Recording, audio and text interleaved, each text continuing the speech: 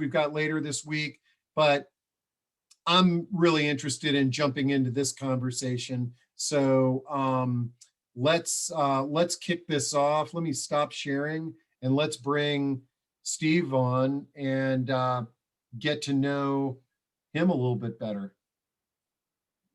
So I, So, I need to share screen, but it says you got to give me permission. oh boy, got lots of technical things going on here. All right, now you Okay, should be able to. got it. Great. Okay, Steve. The let's. I'm just trying to grab chat so I can see the audience here. But so Steve, tell us a little bit about yourself and your role. You are an audiologist, but you're with CaptionCall, correct? Correct. So I'm an audiologist. I've been an audiologist for 30 years. Um, uh, got into it maybe similar to Mita. I have a sister that is deaf. Grew up um, in a deaf community, essentially, with her. Also, knowing what an audiologist was, knowing what hearing aids were, and things of that nature. So I think it kind of circuitous route got me to this profession, even though I didn't start out that way.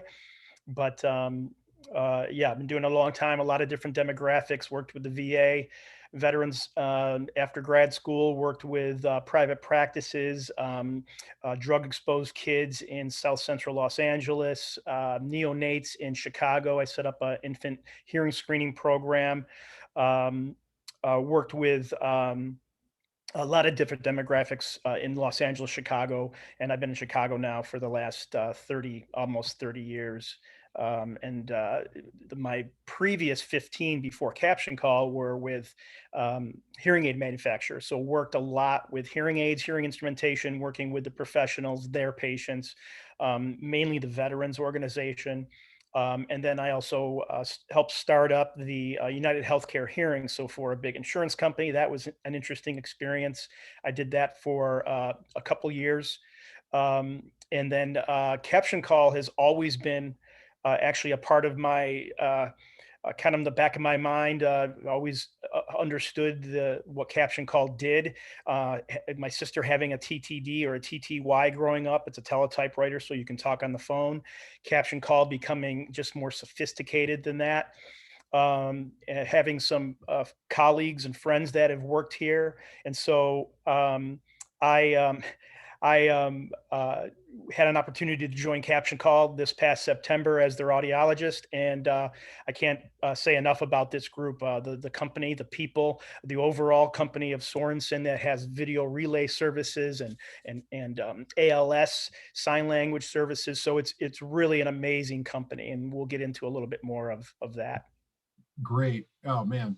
Okay. And we're getting some really interesting comments. This is long overdue, and maybe we're going to do something like this once a month. I know next month we're going to have the Northern Virginia Center for Hearing Loss on. But the first off, by any chance, how is your PowerPoint set up? Is it on Google Slides or? So it's not, but there is a captioning function that I have. So let me Oh, start it and see if it works.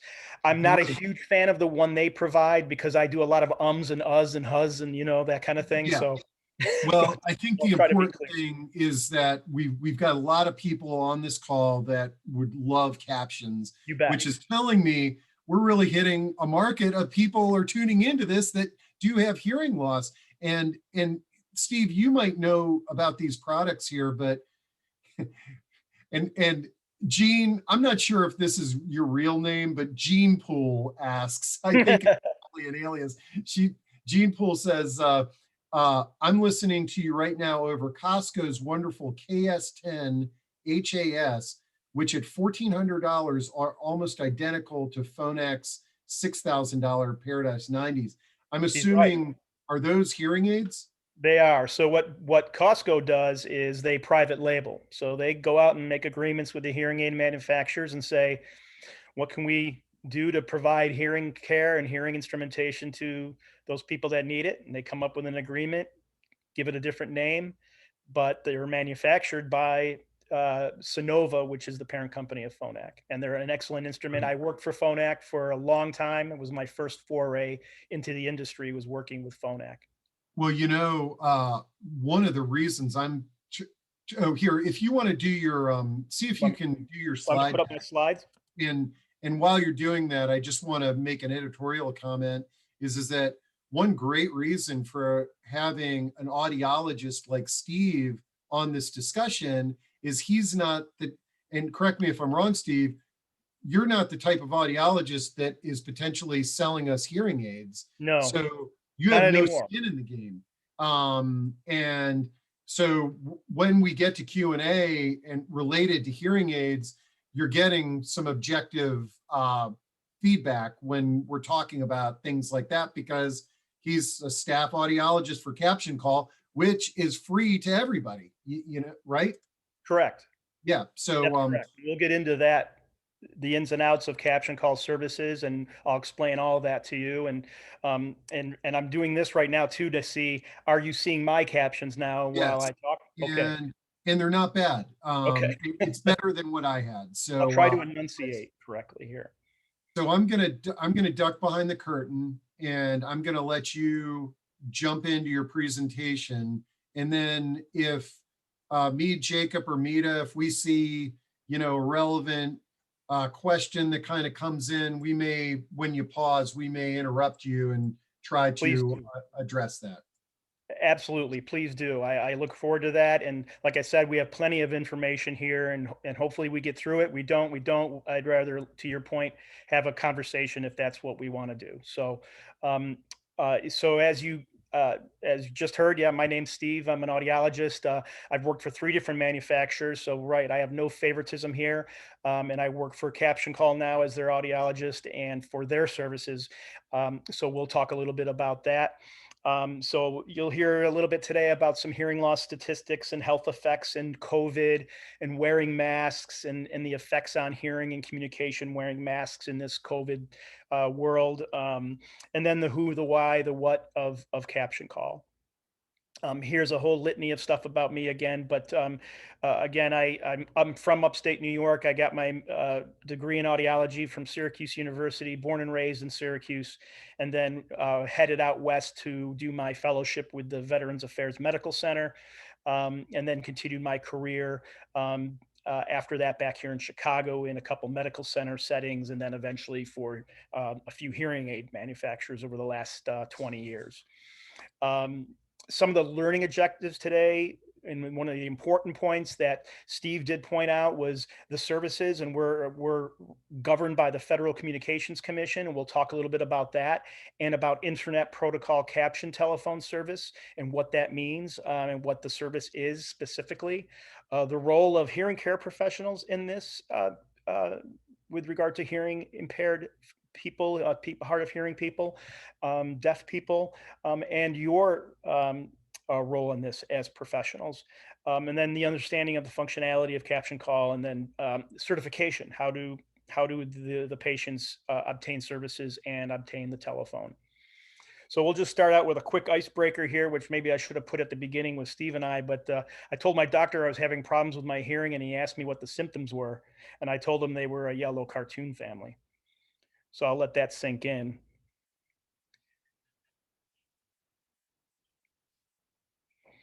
And I'm going to jump into some statistics.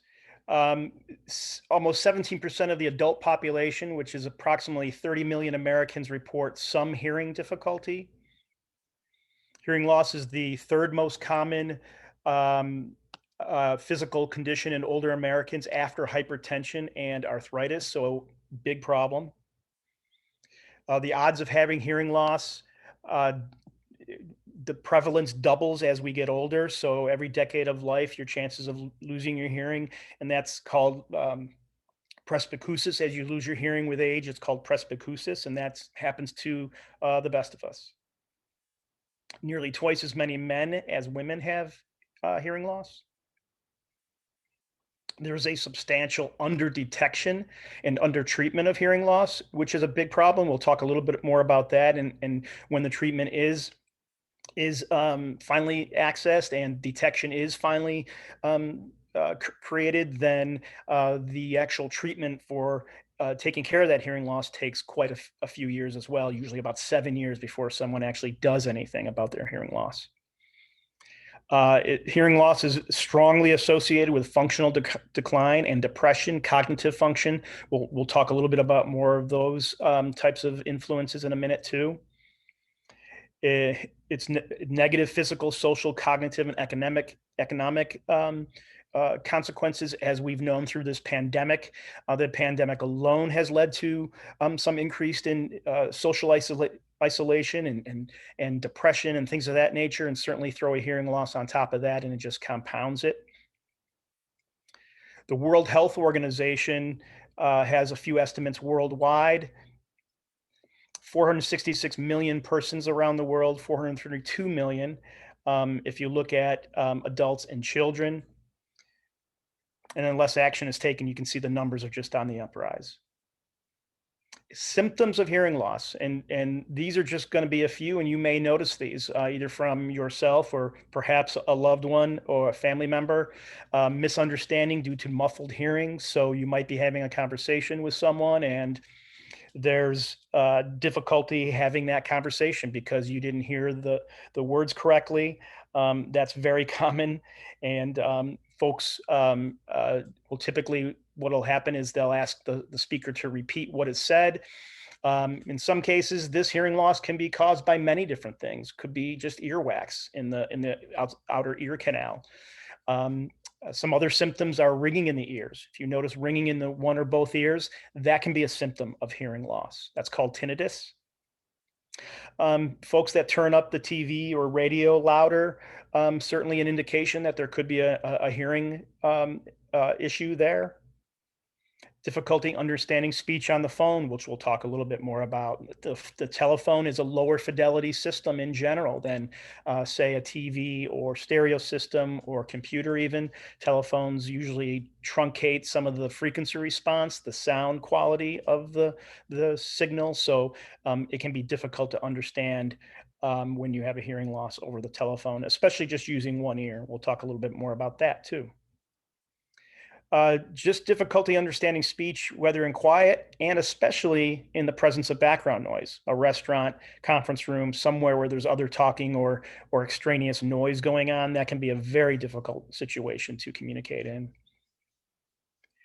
And then what tends to happen with some folks, I know those two people on the right do not look very happy. What can happen is they can withdraw from the conversation because it's frustrating. It takes a lot of effort, and people will just withdraw if they don't seek treatment or seek some type of solution for the hearing loss.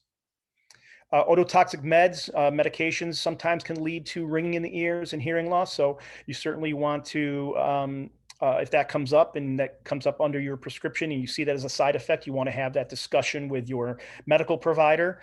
Certainly it's a trade-off with regard to what you need done, but you can certainly monitor your hearing while you're on these ototoxic medications if necessary. And then, as we mentioned earlier, it's not a symptom, but as we get older, the loss of hearing, presbycusis as we get older, or socioacusis might even be a better term because it's really just living in society and being exposed to the noises of this industrial world that can lead to hearing loss over time. And then hereditary genetics, congenital effects can also lead to hearing loss. And that is a whole topic unto itself. But many different reasons can and symptoms of hearing loss and what can cause hearing loss. And so let's jump into what will happen if we don't do anything, if it's left untreated.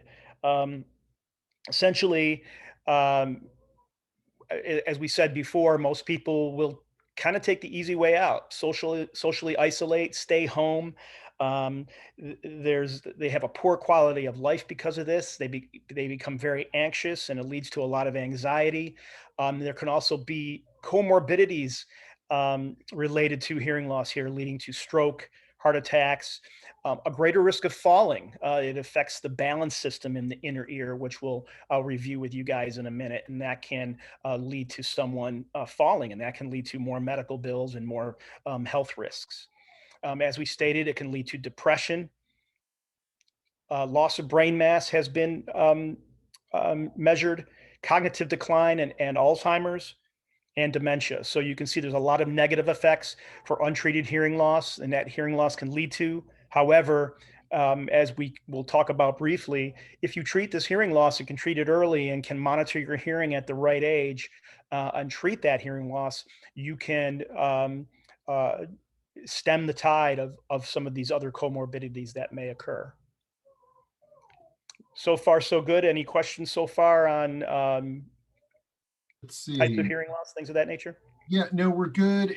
But actually here, let me sort of throw this out. It may be out of order, but I just saw that our friend Gene Pool is going to have to drop off the call early, and he Okay. had a question about technologies. How will Google's instantaneous transcription service affect CaptionCall's technology?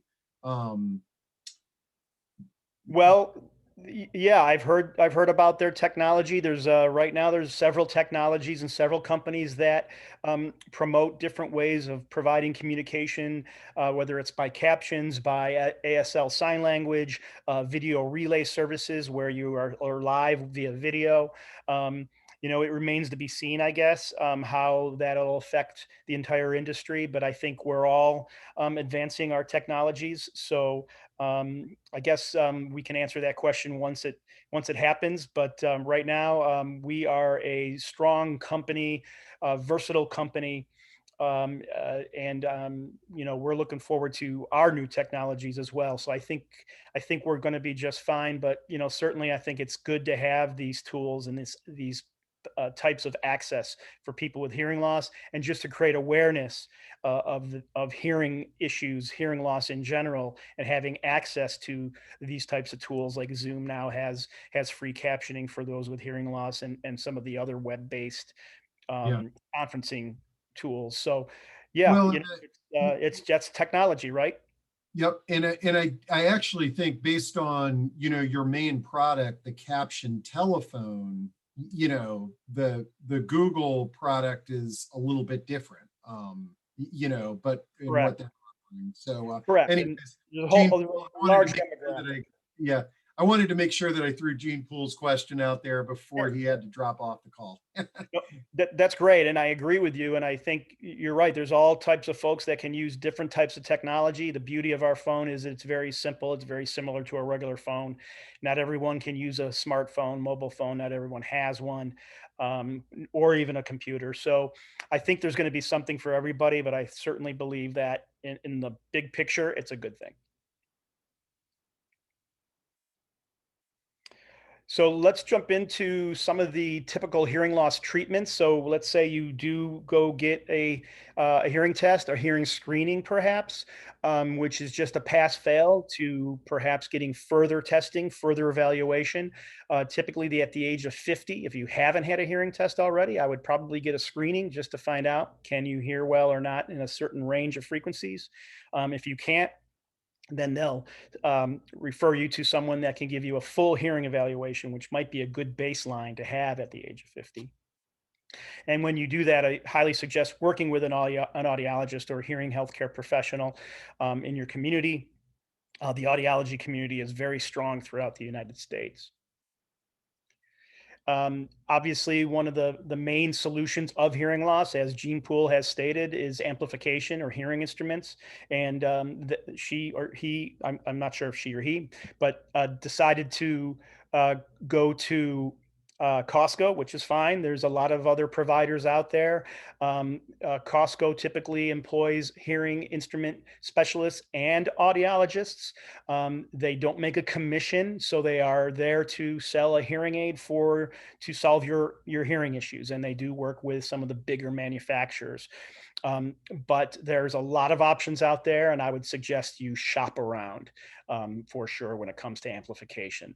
And there's something to be said about service, the profession. So I think if you're looking for a hearing aid, I think the number one word you should think about first is audiology or audiologist, since that is the profession that is focused and specialized in the testing of hearing loss and hearing problems in general and providing the proper instrumentation and fitting of those hearing instruments. Some other devices, whether in concerts with a hearing aid or not, you have different remote controls and accessibility out there, infrared devices that go to headsets that you can wear, or telecoil induction, which is an electromagnetic field types of instrumentation that can go from a TV to a device you wear, which may or may not be the hearing aid, may or may not rely on an intermediary device that will catch the signal from the TV and then send it to your hearing aids or other device. Remote microphones, which is very similar to, again, an FM system, which would just broadcast the signal to your hearing aid or to your uh, transmitter and receiver that you're wearing on your head. So a lot of different devices out there um, for computer, listening to music, listening to your iPod, listening to TV, things of that nature. So there's a lot of equipment that is available to you out there with or without hearing aids. And then some of the other important ancillary devices, which um, may not be as well known, which again, we're trying to reveal more um, uh, awareness on, and that's captioning. IPCTS is Internet Protocol caption telephone service. That is what we provide, the service we provide along with the phone. It is no cost. We're going to get to that in a minute, but essentially it's providing the caller uh, calls you or you call the caller, and you have this phone at your place of residence, and the captions get delivered via the internet by a captioning agent, and we'll talk a little bit more about that. But that way, the person with the hearing loss can either hold the handset or read the captions on the screen, or both together, in order to create a better conversation. And I'll mention my 97-year-old mom who lives in New York right now, because during COVID, it has been a huge solution for us. She's got a severe hearing loss, wears hearing aids, may or may not have hearing aids on at the time of a phone call, uses the CaptionCall phone, and it's night and day between a fluid conversation versus one that is misunderstood, constantly repeating, having to really slow the conversation down.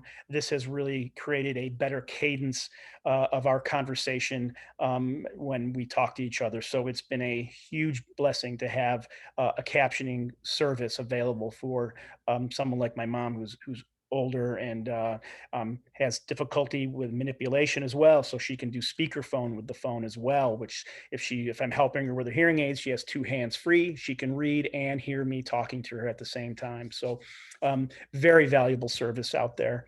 And we mentioned video relay services for the deaf, and that is where you would have a video and someone using ASL sign language via video, which is also a nice service. My sister, who is deaf, uses that service at her place of business and at her home. She lives in Louisiana, and just for her to be able to work and do her day-to-day functionality, it's just an indispensable tool. Hearing conservation, we wouldn't be audiologists if we didn't talk about conservation and just talked about prevention and keep what you have, get a baseline hearing test. I know we can branch off here and talk about kids and AirPods and earpods that they're wearing and constantly 24 hours a day, and volume's probably loud. If you can hear volume coming out, it's probably too loud. I'd suggest them to turn it down. I've seen people cutting the grass, mowing the lawn with ear pods on, thinking I'll turn the music on, I'll listen to music while I'm cutting the grass. Little do they know they're turning that volume up above the lawnmower and actually creating a very noxious situation for themselves. So again, I think it's more awareness than anything else, and education about hearing loss, getting to know a little bit more about hearing loss. As you probably all know about vision, you probably know a lot more about vision than you do about hearing loss, or solutions for vision than you do about hearing loss. And then finally, tinnitus management, that's ringing in the ears. That can also be a concomitant problem of hearing loss, and may or may not have a hearing loss attached to it. But that can also be a very debilitating issue, is having ringing in the ears. And that is a whole separate topic that we could talk about too at some point, Steve. So we'll save that for later. But if you have ringing in the ears, it can be a symptom as well. And then finally, cochlear implants, and this is for someone with a very severe to profound hearing loss, someone that does not do well or cannot function with hearing aids alone. Typically, the audiologist will evaluate them and then deem them appropriate candidate for a cochlear implant, which is invasive surgical technique that provides an implant into the cochlea, which I'll show you in a second. So far, so good. Moving along, I want to make sure I leave time for, we got a half hour in here. I want to make sure I leave time for talking a little bit more about CaptionCall as well. So I might have to breeze through some of the COVID mask Okay, stuff. yeah, I would kind of like breeze through it because then we could have people ask us questions to have you go back. Got a couple of questions about hearing aids, but let's Do you want me yeah, to do that now? We can wait. It's up to you. well, here, let's see. Sure. This one, Steve Jeffries, he says, I've seen ads for free hearing aids from Eargo for government employees. What do you think about them? Well, yeah, remember, I'm not going to speak on any CaptionCall platform about my opinions on hearing aid manufacturers. There's a bunch of them out there. I do have opinions. Um, Eargo is a good company. It's a one size fits all company. I'm not sure what their message is there with regard to, you mentioned veterans. They are not on a veteran contract that I know of. If It's you are for government okay, employees. well, let me say this. If you're a government employee, a veteran specifically, go to the VA hospital for your hearing care. Bottom line. If you're a government worker, I don't have a comment on that because I'm not sure what insurances and things they have, but you can certainly call your go and find out what the deal is. Um, certainly, of the big six companies out there, they're all relatively similar. I've worked for three of them. I can tell you firsthand that all of these hearing aids are very similar.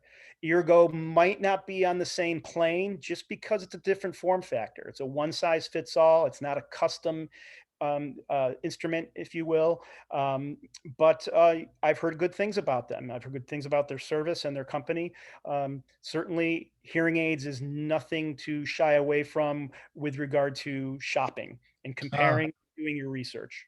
okay, again, I swear we might have to have Gene Pool join one of these panels. He provided a little bit of information that might help Steve Jeffries, and that is he says Eargo is okay, but not for severe hearing loss. That's his opinion too. But he says federal government insurance pays $2,500 every 3 years towards hearing aid costs. So I think what you're getting. Steve Jeffrey is, a marketing angle where it's not just Eargo. You have $2,500 towards hearing aids, and Right. you can use whatever provider you want. But they're sort of marketing it as though, hey, government employees, we love you. We'll give you the Eargo hearing aids for free. Um, but Yeah, and certainly every insurance is different too, so you better check your insurance. mhm. Yeah, and Lisa Mottelsheard says, I also suggest contacting your insurance provider to find the exact Yes. coverage available. Lisa Buttigieg works for CaptionCall, and she's Oh, great. very knowledgeable. So yes, Excellent. Okay, so sorry to derail you there, but I'm glad that not at we're all. answering some of these questions as they come in. Yeah, not derailed. This is good stuff. Okay, Hearing aids are not to be taken lightly. I think it's great. You should get a hearing aid, and yes, they're expensive. And yes, we can branch off here and even talk about over-the-counter systems that are coming via the FDA. That's been put off until May of 2022. That's going to change the whole paradigm of the hearing world and hearing aid access world, good or bad, however you view it. So, as far from an expense standpoint. So that's another whole conversation too. We can think about at some point, Steve, is when OTC over the counter comes to play. It'd be a good conversation for us to have. great. And then just quickly, the anatomy and physiology, just so you're aware of what's happening here. You have an outer ear, external ear, where your auricle or the pinna is, and that goes in through, the sound goes through the auditory canal, the ear canal, and that hits the TM, the tympanic membrane, or the eardrum, which begins the middle ear. And inside the middle ear are three tiny bones. And does anybody know what the smallest bone in the body is? I won't wait too long, but if you do, good for you. It's that little one at the end there called the stapes or Uh, stirrup. Guess who got that question right? Who got it? Gene. Who do you think? Gene Pool. Well done. So Malleus, Incus, and Stapes are the three little bones. Those are Latin names. So it's hammer, anvil, and stirrup. Those are the three smallest bones in the body. And those are in your middle ear. And you can see below those bones, there's a little tube that runs to the back of your throat. That's called the eustachian tube. And that's how, when you get plugged up and get your ears plugged up and things of that nature, that tube is plugged up. And that's why you feel that way. And then beyond that stapes, beyond that stirrup, is the inner ear, where you have the semicircular canals and cochlea. The semicircular canals is the vestibular system, that's balance. And then the cochlea, that little snail-shaped organ, is your sensory organ of hearing. There's little tiny hair cells, nerve endings in there that catch the fluid and send an electronic signal to the brain, the auditory nerve from there to the brain. So really how you hear is you hear in the brain. So very complicated system, something that we can definitely spend more time on, very specifically with regard to how sound gets from number 1 to number 4. It's a very interesting process and incredible process when you think about it, especially when you think about how our ears are tuned and how speech frequencies are tuned, and that somehow they both jive together perfectly. Pretty amazing when you think about it. We'll talk a little bit here. I'm going to segue into some COVID issues here. I'm not going to dive too deeply into this, so I'm just going to breeze through a little bit quicker because I want to make sure we get to caption call. But there's been some research out there about viruses causing hearing problems, and that's possible. If, again, you look at that cochlea and that inner ear, it's about as big as the tip of your pinky. So a very small area, a lot of blood vessels, any vascular issues you have with a virus in that section, as you can imagine, issues with ringing in the ears and hearing loss due to COVID or other viruses, late onset, or during the main symptoms of COVID or another virus, having issue or effects on hearing is pretty common. So we have heard a lot about that recently. There's a lot of studies going on right now. I'm collecting data from these studies to report the data, report the content, and most of them are reporting that there is a connection. There is 1 or 2 that reported no connection, but again, the jury's out. Still a lot of data coming in. It's only a year in here. So expect to see a lot more data when it comes to COVID-19 and viruses in general. Any questions on that before we segue to the use of Well, masks? well, actually, let me jump back to something you were talking about earlier, tinnitus. Yep. And Deb Merrimer says, I've been dealing with tinnitus for over a decade and was told by my audiologist years ago that there's nothing that could be done about it. Yep. Recently, I heard that there is a device, some kind of hearing aid that can work to cancel out the ringing. What can you tell us about this? Okay. So yeah, and let's definitely talk more because this is a whole subject we could spend an hour on. There is no cure. Let's put it this way. There's no cure for tinnitus. Okay. Let's just say that right out. You can't take a magic pill and make tinnitus go away. If you find that, you're going to be a millionaire. Um, are there devices that can help minimize the debilitating effects of tinnitus? The ringing that's going on in your ear, the hissing sound, or whooshing sound, or clicking sound. Tinnitus comes in many different forms, whether it's pure tones or other types of sounds, crickets, things of that nature. It can be all different. Using a device such as what was suggested here, hearing aids do have features in them that has a masking. I'm going to use that term broadly.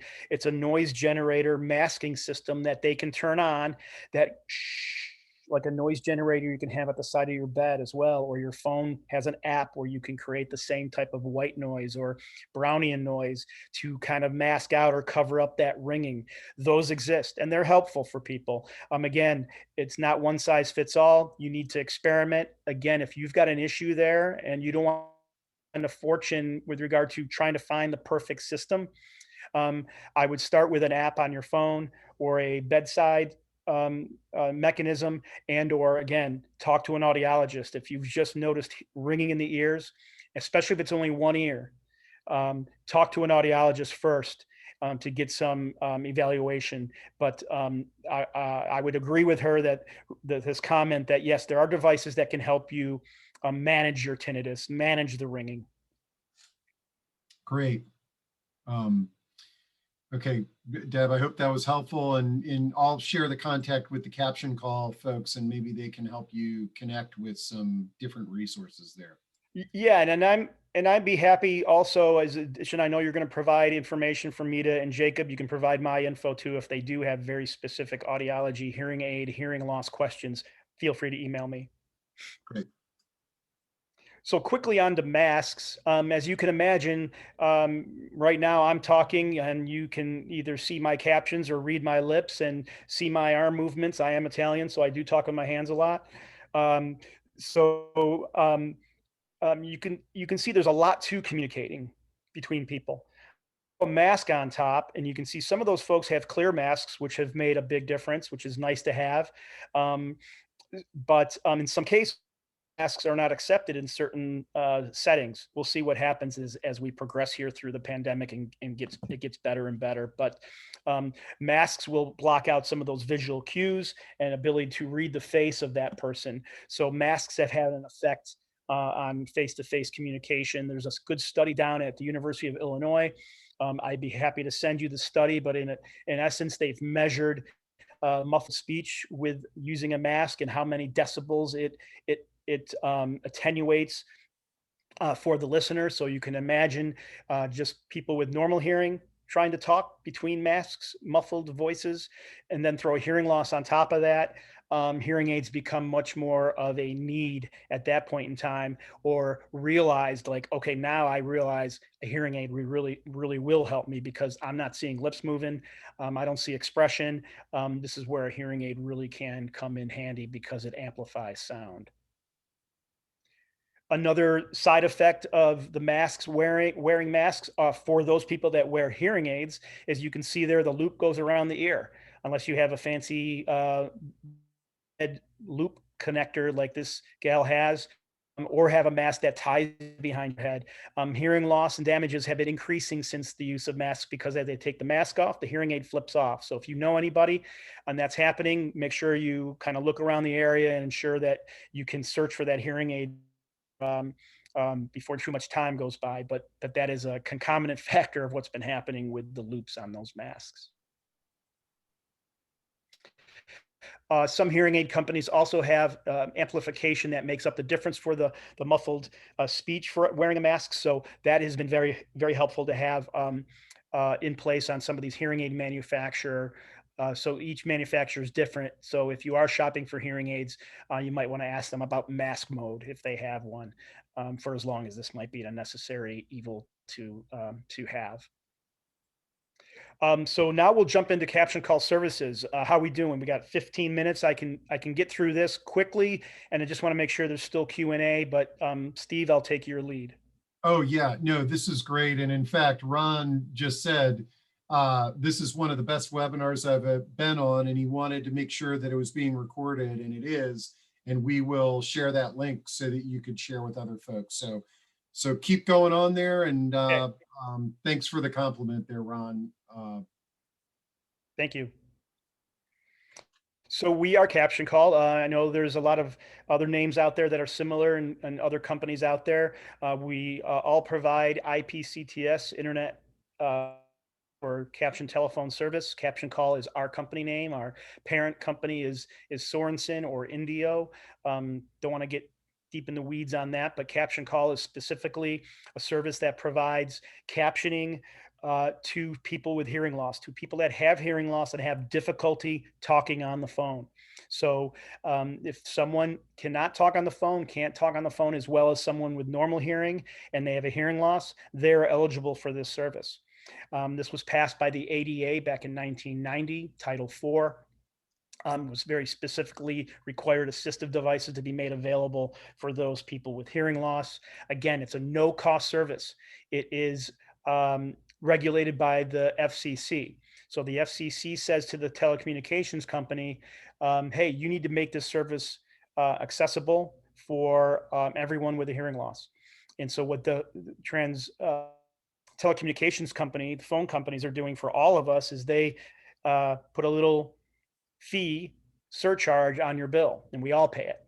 And those monies get collected, and the FCC then pays us based on a per minute rate for our captions that are delivered successfully, meaning accuracy, timing. So we are measured very specifically on how well we deliver our captions, and we'll talk a little bit more specifically about how the captions get delivered. But just so you know that we do provide this service and telephone at no cost. We're regulated by the government, and it's an ADA requirement. So everyone is eligible for this service as long as you have a hearing loss and have difficulty talking on the phone. So there you go. Internet Protocol Caption Telephone Service is the global name of providing captions over the internet. Again, we're talking about all of the people out there that have this difficulty, have difficulty talking on the phone. We can point out to some research studies out there that talk about the second most important factor next to one-on-one communication is talking on the phone. That is the second most important factor for people. And that is also one of the biggest problems people have, whether they wear hearing aids or not. So talking on the phone is very critical, especially during this pandemic. As I've mentioned, staying connected via the phone has been a huge tool for people during this past year. So here's a little demographic of exactly what's happening. So the phone user and the caller may call each other. You can see the phone user has our CaptionCall phone. The call gets placed, they get connected. And as soon as they're connected, our captioning agent hops on as well, and they're listening to the caller speak. And the captioning agent reiterates what the caller is saying into their headset, which goes to automatic speech recognition on their computer. And those words then get printed out, and the captioning agent can then add parenthetically laughter, things of that nature, correct spellings, punctuation, and then as she or he or captioning agent is doing this, those are getting delivered over the internet to the phone user. It's about a 3-second latency or so. And you get used to that. Like I said, my 97-year-old mom has gotten used to it and has been a great tool. So essentially that's what's happening is you got a conversation going 3 ways. Again, our captioning agents are our employees. They're vetted. There's a privacy regulations in place. The conversations are not recorded. They don't take notes. They're kept very private. So you can ensure that any conversation that's happening is not divulged at all. The captioning agent cannot come in onto the phone call live, not even in an emergency. The phone can be used for an emergency phone call, but at that point in time, if someone has an emergency, they'll have to hang up and call 911. The other thing that the caller can do, the phone user can do, is let's say they want to remove the captioning agent for a second or a few minutes. They can do that. They just hit the phone screen and they can they can disconnect captionings, turn captions off. Captioning agent will be disconnected from the conversation, and then the phone caller and the phone user can have their conversation. And if the phone user wants to bring captions back on again, or if they're doing fine without captions, it's up to them whether they enact the captioning again and bring a new captioning agent on or leave it off. So they have full control over whether they see captions on their phone or not. Any questions about that or about the process?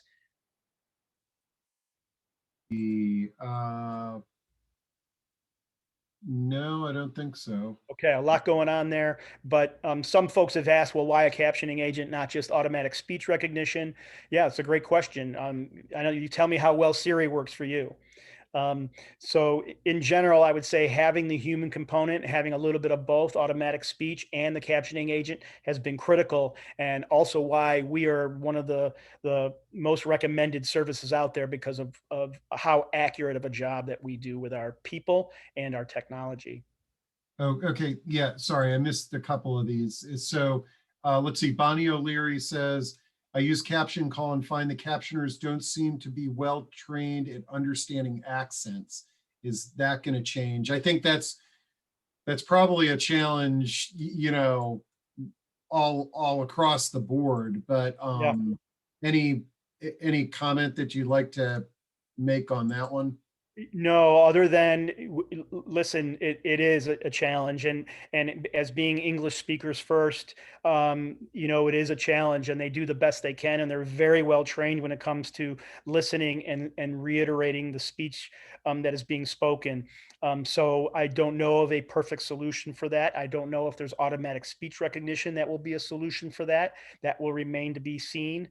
We do offer Spanish speaking. So we have English and Spanish right now. So if someone wants to use Spanish for the captioning agent or for installation, that is a possibility. So I don't have a perfect answer though with someone with an accent. I would just say um, maybe slow down the speech a little bit and let the captioning agent catch up a little Mhm. as my best suggestion. And I'll let Mita and Jacob pipe in if they think there's a better answer there. And then Mary asks, does the degree of hearing loss matter relevant to the caption call service? No, it's a really good question.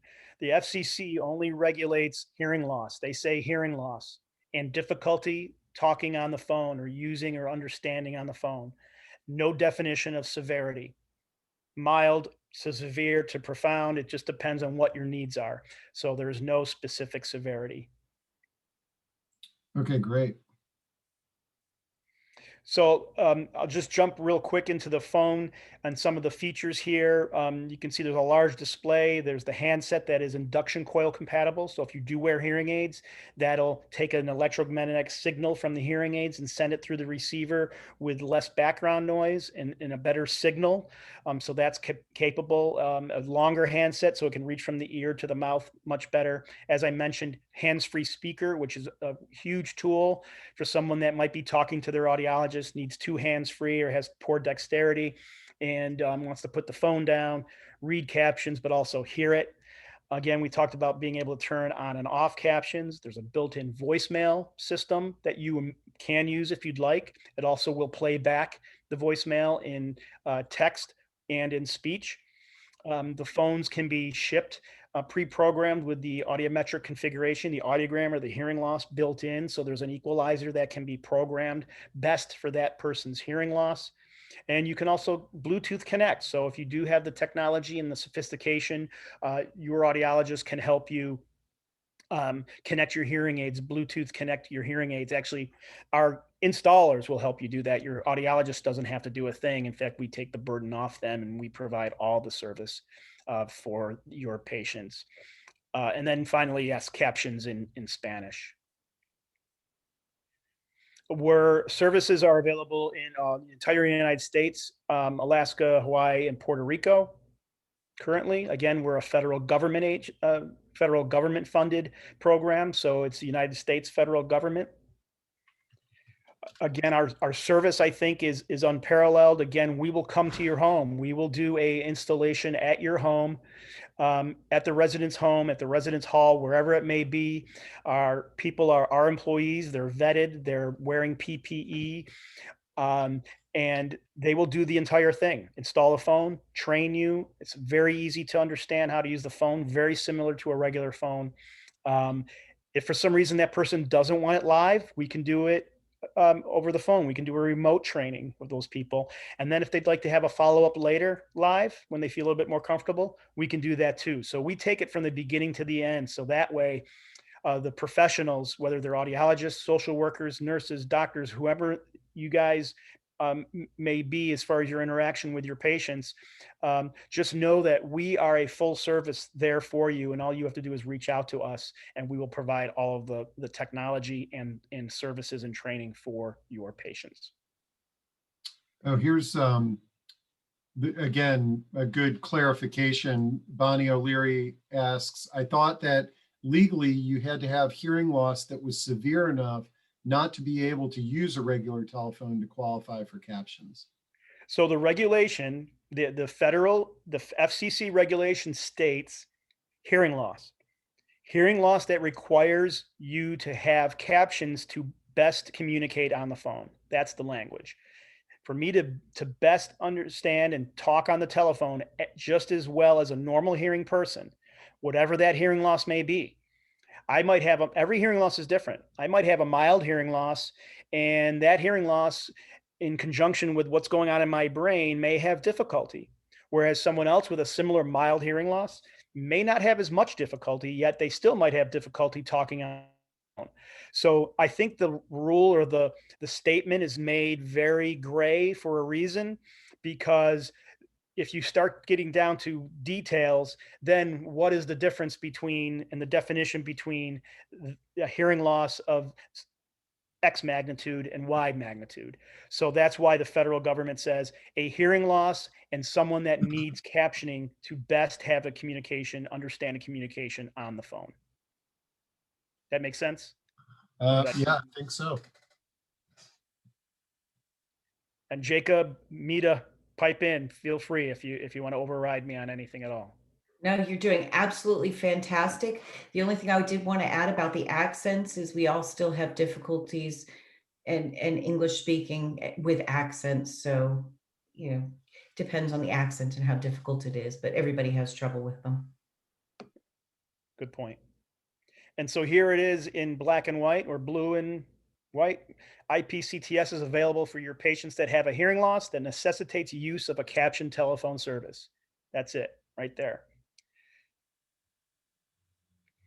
Certification. So there's a certification form we'll talk about in a second. That's electronic online.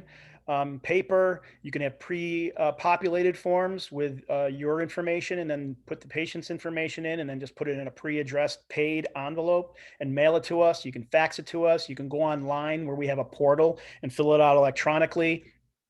Get a signature from any of these professionals to gain those services. Or you as professionals may also sign for those people. And I'll let Mita and Jacob talk about if there's a self-certification conversation that we want to have. Absolutely. Yeah. Did you want me to jump in now, Steve? Sure, go ahead, Mita. That would be great. Okay. We actually have the ability to go around an audiologist if somebody does not have the ability to get to one or prefers not to see one. We will take you at your word, and we will do a self-certification. It does require you to answer a few questions per the FCC, but it's quite easily done. And you can reach out to Jacob or myself, or go on the portal, and we can get more information to you that way. And with that, it's 1:57. That's a lot of info, but happy to pass it over to you, Steve. Yeah, no, this was great. And I tell you, this is long overdue. We've been getting a lot of good comments on the program. So addressing hearing loss on a regular basis is going to be key. Martha Schwartz says the form that audiologists complete after a person has had a hearing test just asks if the person has a hearing loss. There is no other question regarding degree of loss. Let's see. Deb Marimer says, are the phones easy to answer when the call comes in? We have a client with dementia who has forgotten how to make calls and even answer calls. Is it a matter of just picking up the receiver? Yes. You can just pick up the receiver. Okay. Great. So or see that speaker button. You can also just hit the speaker button if you want to be hands-free, if that is easier for that person to understand and do. Great.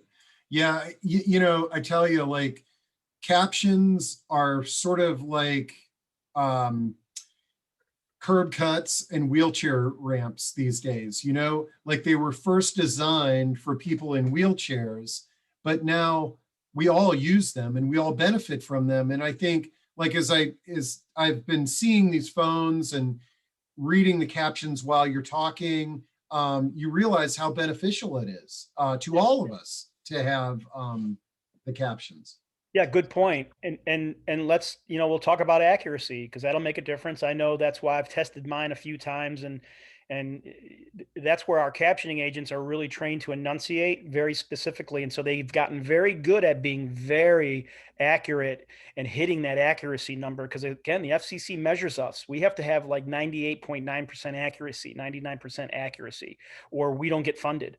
So it behooves us to be as accurate as possible. So when those questions come up about accents and other things, our agents are doing the best that they possibly can because they have to. And then the latency, technology is technology. That's why we require internet. That's another question that comes up. What if I don't have internet? Well, our phone here, the technology is inside our phone. So if for some reason, when our customer service reaches out to the patient to set up service, they will ask, do you have internet or not? If they do, great, there's nothing to change, nothing to do. If they don't, then we can create our phone with the proper technology to pull in the internet signal, to pull in those captions via internet that way. So there is a way to get around the internet if it's a barrier to anyone. Well, it's right on cue. June Luff did ask, my dad does not have internet. Can this device work without the Yes. internet? No. Yes. And I'll let Jacob or Mita also, depending on where you are geographically, if you're really remote, you might have some issue, but in essence, if you can pull in a cell phone signal, you should be able to pull in our internet signal from our phone to gain captions that way if you don't have a standard internet signal. Great. Man, this is great. I really want to thank, I'm really glad that I had that brainstorming session with Jacob and that we put this together. And based on the audience reaction, I think this is really a topic that we need to make a monthly series, similar to the way that we're doing, like every month we meet aging life care managers, we meet elder law attorneys. I think, doing something on a regular basis on hearing loss is great because it's letting people, there's always a new cycle of people that are out there, Well, and also, Steve, this is, we went through this pretty quickly, and it's 30,000 foot, but there are a lot of details here that we could really dive into that are very important, that you certainly don't want to shy away from, that will make a difference in the understanding of whether it's the ringing in the ears, the hearing loss, the hearing aids. There's so many, it's such a dynamic field that really us creating the awareness is what's really important. Great. All right. Well, thanks, guys. And as I said, we will download this and share the video. And the beauty is the video will be on YouTube, which also has a great captioning program. You just click a button.